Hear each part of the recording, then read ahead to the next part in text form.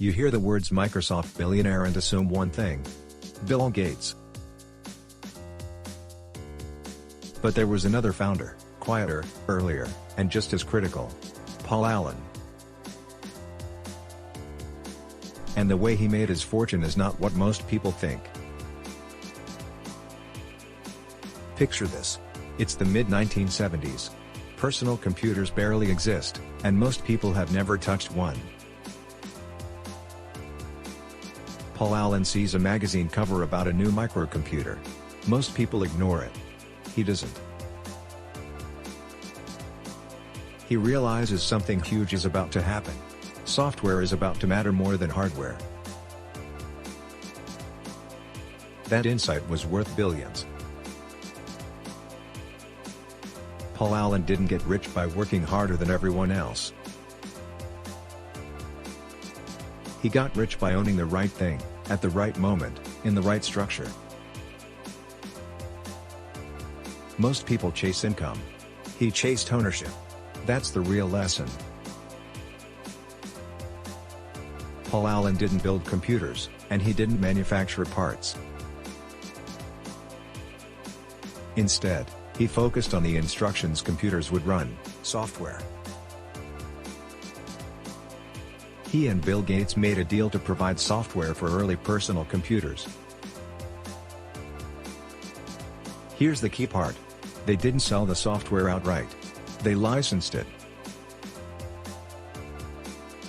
That one choice changed everything. Every time a hardware company sold a computer, they paid Microsoft for the software, again and again. Paul Allen owned a large share of that company. Every new computer sold increased the value of his ownership. He didn't need to sell more hours. The system worked for him. Paul Allen's initial contribution wasn't millions of dollars. It was ideas, timing, and early ownership. But his stake in Microsoft eventually became worth tens of billions of dollars. Not from a salary. Not from bonuses. From equity. Ownership multiplied. Thousands of programmers worked on early software during that same era. Most were paid wages, then moved on. Paul Allen kept ownership. Same industry. Same time period. Completely different outcome. One group earned income. One person built wealth. Paul Allen didn't stay at Microsoft forever. He left earlier than most people realize due to health issues. But he still held his shares. Even when he wasn't working there day to day, his ownership kept growing in value. The work stopped. The wealth didn't. People think founders get rich by working non-stop forever. That's wrong.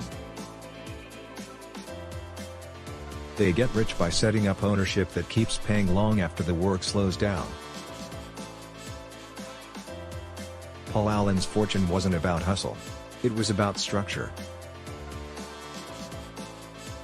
The lesson isn't start a tech company.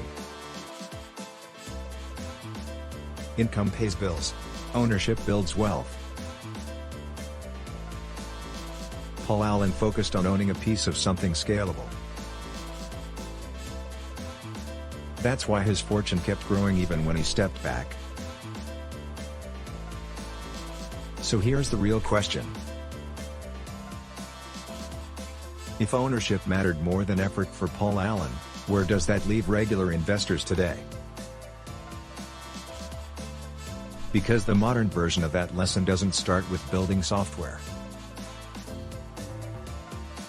It starts with what you choose to own, and how long you hold it, and that's a story worth unpacking next.